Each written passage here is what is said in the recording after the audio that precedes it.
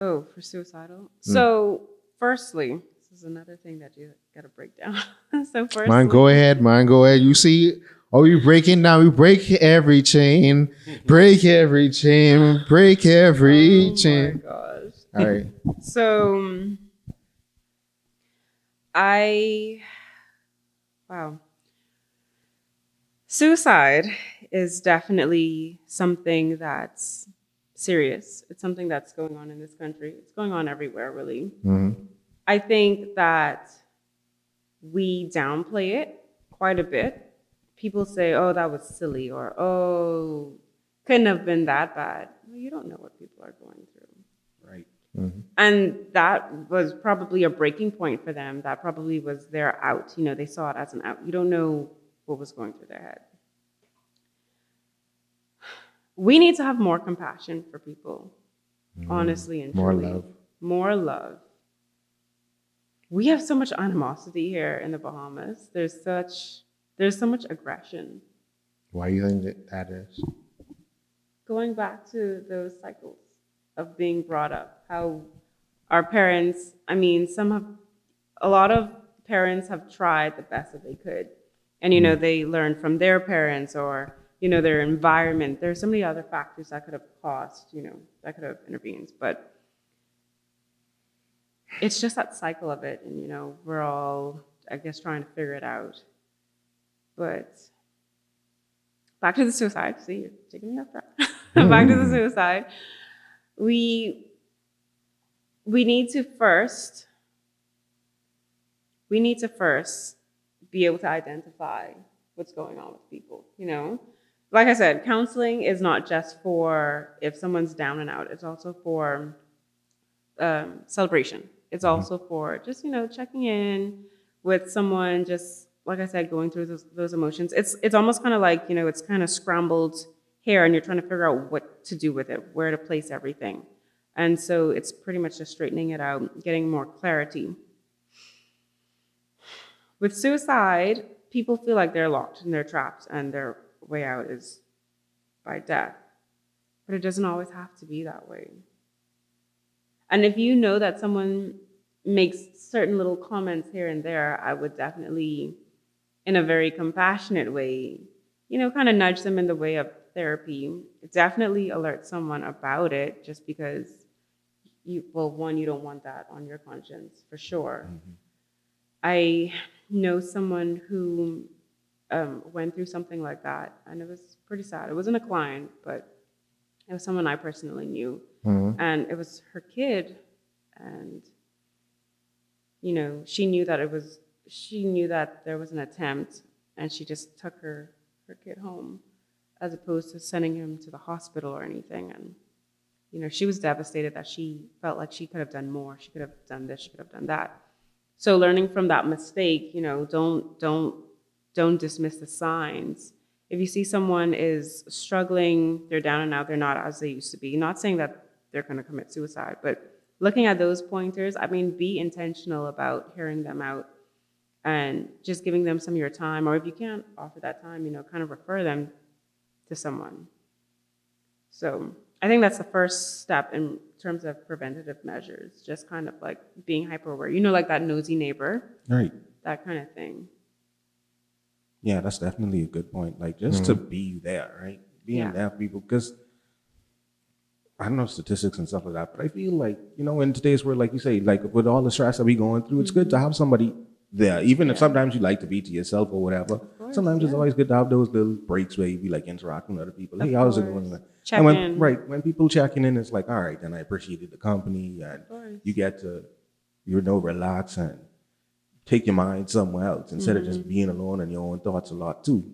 Just like Justin say too, some people would be alone in their own thoughts in the middle of the night and they can't take it. And then once all that stuff pile up, they super stressed. So that's a very good point. The first line of defense, honestly, is let's just be our brothers and sisters keepers for real. We have to be checking in a whole lot more often, you know. And then like you say, once you ain't checking in, and as soon as it happened, unfortunately, if it goes to that point, everybody starts to think, I wish I was there a lot more. I wish I could have seen the signs, you know. So For people too, like that's another thing I realized over the last couple of months too. bro, don't say nothing after I gone, bro. Yeah. Like people, like every time someone passes away, I nice, wish yeah. I loved this person. Like do it when they're alive. Like Yeah. why are you waiting until like it's too late? They transition, and now you coming up with all this of love and we loved you and this and that. So why not show it when they was here?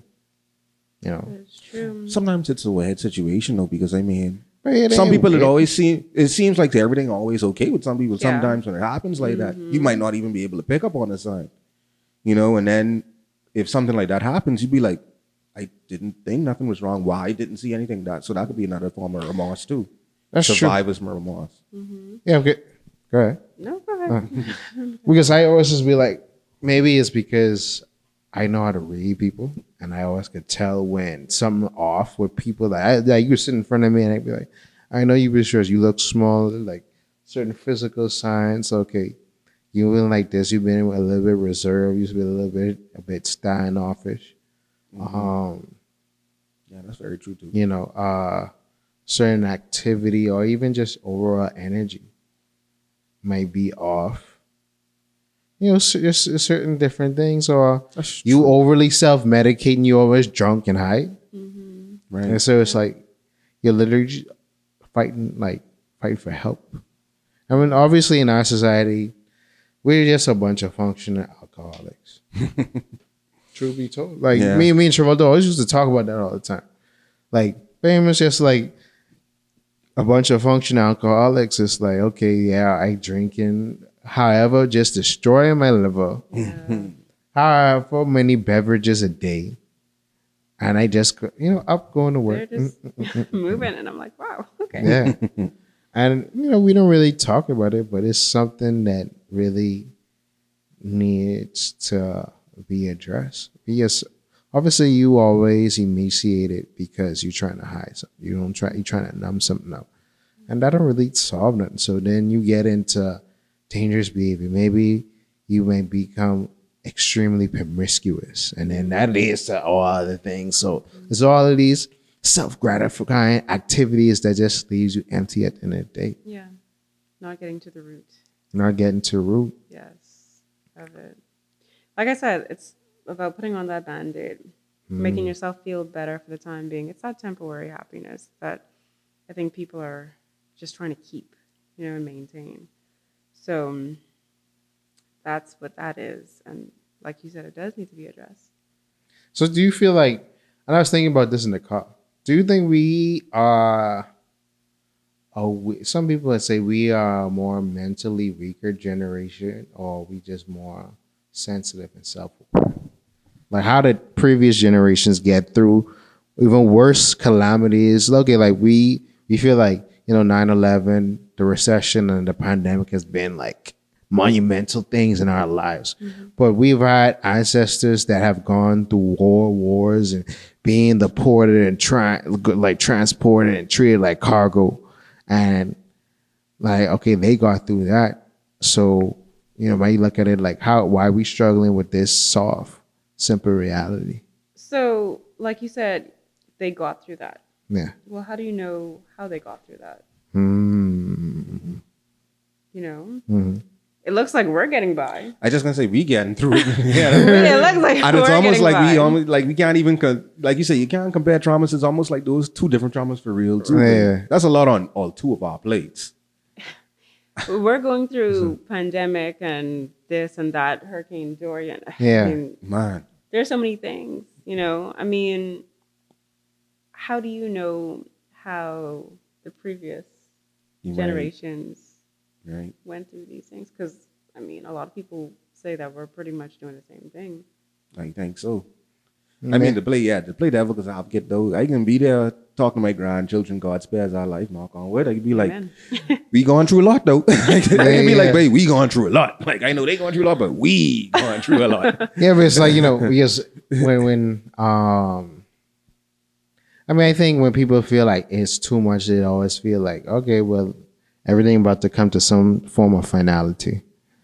Like, yo, The blah, blah, last blah. days. Yeah. But then it's like the last day has been the last day has been the last day from the first day. Serious thing. Like, people would say, oh, these dangerous times where there's a lot of violence happening. But if you look at it in perspective, these are the most safest times. Because you ain't got to fight no war. You ain't got to worry about people next door trying to come kill you at the night. True. So life, I find, is all about perspective. Yeah, it is about perspective. For Man. sure.